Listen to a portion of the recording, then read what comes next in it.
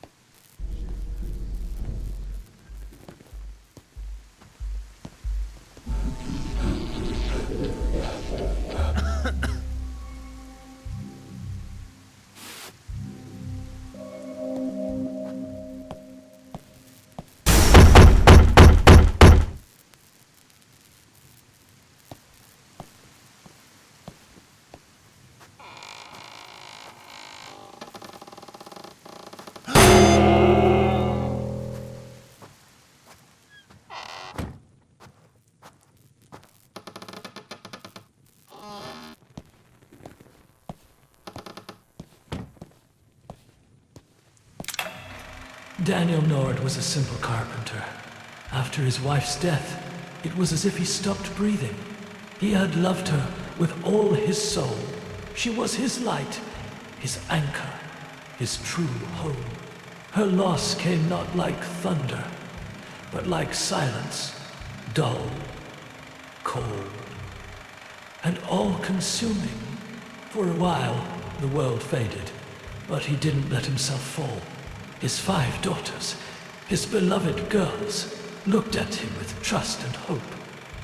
Though steady work had vanished with the last construction site, he rose at dawn, worked his hands to the bone, took whatever odd jobs he could, just to keep bread on the table. He never complained, never cried. Only at night, when the girls were asleep, he'd sit alone in the dark, clutching his wedding ring. But all that effort wasn't enough. The bills kept piling up. The jobs kept disappearing.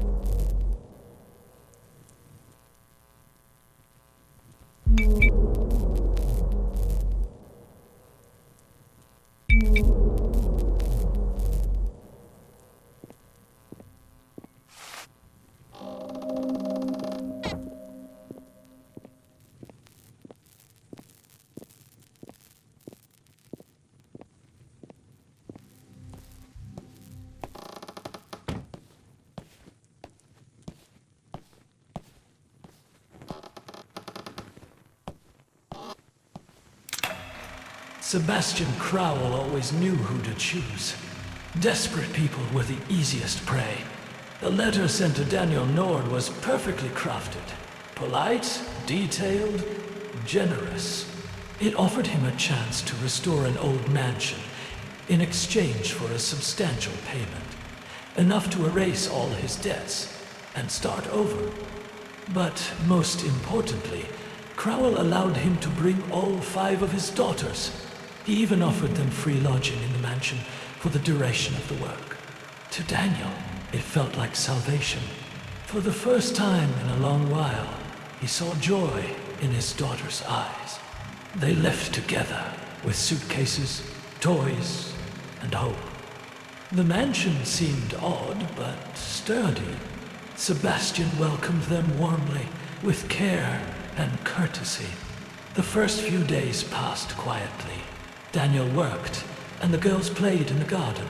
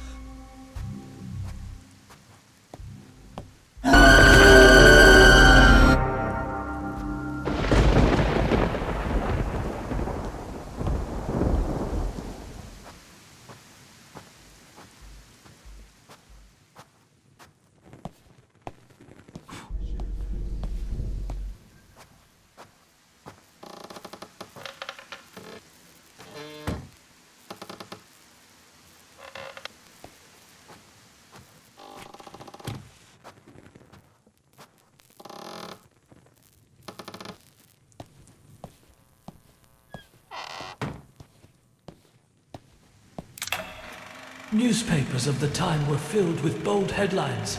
Sensation. Body of Sebastian Crowell found. The respected inventor and philanthropist was discovered dead in a forest in a neighboring county. The official version claimed it was a tragic hunting accident. According to his relatives, Crowell had gone to visit his brother for a few days, planning to rest and enjoy a bit of hunting. He was expected back in 3 days, but never returned. A search party later found his body in the woods, partially mauled, apparently by a wild animal. No one knew what had truly happened. Some speculated he had run into a bear or a pack of wolves, though such animals hadn't been seen in those parts for years. Meanwhile, another scandal shocked the public. Daniel Nord, the man to whom Crowell had offered shelter and work, had vanished along with his 5 daughters. Inside the mansion, investigators found signs of forced entry, damaged rooms, and empty storage. The official story: Nord betrayed his host's trust, looted the estate, and fled. A warrant was issued for his arrest.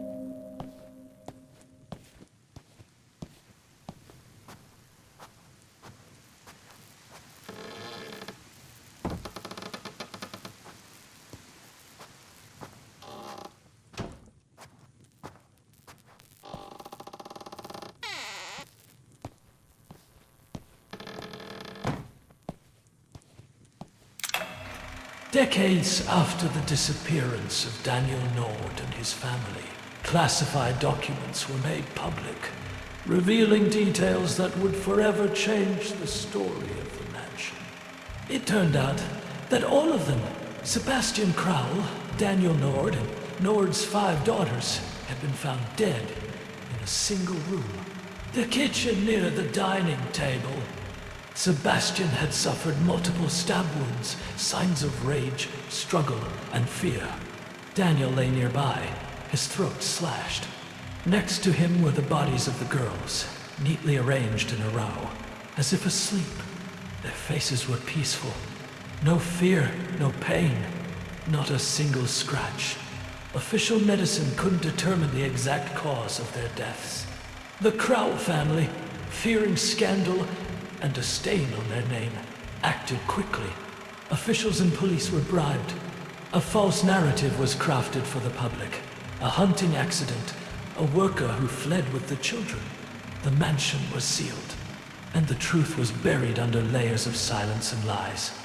But over time, all secrets eventually come to light.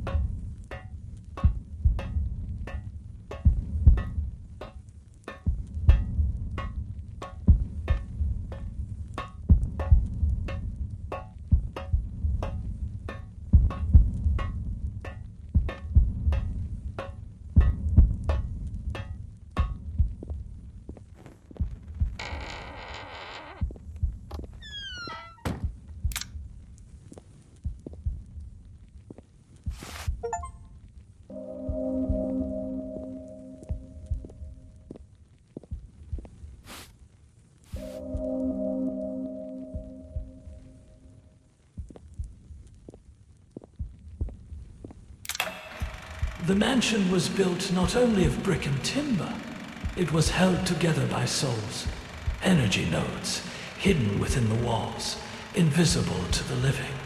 Everyone who dies within these walls becomes part of the mechanism. A soul, torn from its body, wanders the halls, touching these nodes, unaware, like in a dream. Each touch sparks a pulse. Each step fuels the system. The house feeds on them. Awakens. Daniel Nord discovered the truth too late. In the basement he found the records, blueprints, diagrams, and Sebastian's twisted journals. They all pointed to one thing. It was a trap. Crowell had poisoned them all, slipping death into food and water. In a panic, Daniel rushed upstairs. His children were already seated at the dining table. Sebastian stood at the head, smiling, calmly inviting him to join the meal.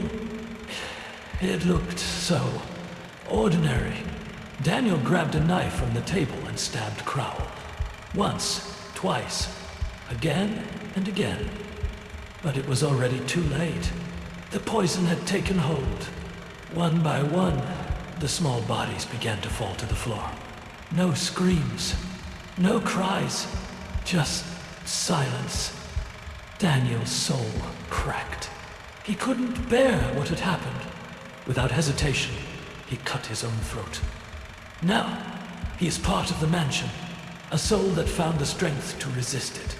A soul that learned to ignore the tempting, glowing energy nodes. He roams the corridors, twisted by grief and guilt. He haunts, frightens, drives away anyone who crosses the threshold of this cursed mansion. Because all he wants is to make sure no one else suffers the same pain he once endured.